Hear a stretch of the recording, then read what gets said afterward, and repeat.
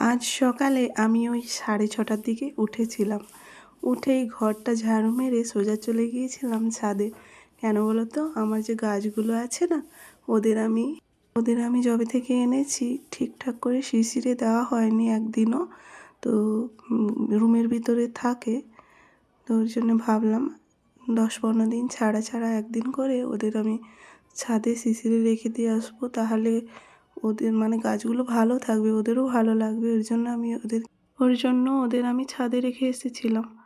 তারপরে ভাবলাম যে না, দেখে আসি। রাতের বেলাও দেখে এসেছিলাম, তারপরেও সকালে আর মন থামলো না, সোজা ওই ঘর ঝাড়ু দিয়েই চলে গিয়েছিলাম।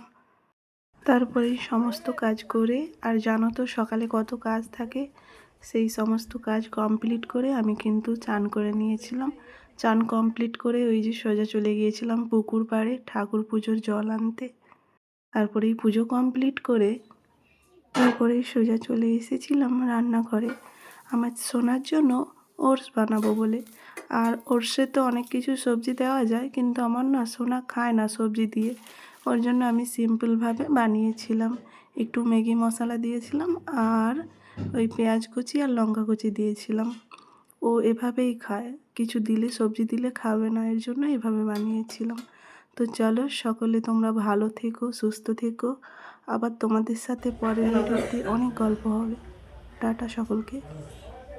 কেমন লাগছে? খুব ভালো। কেন?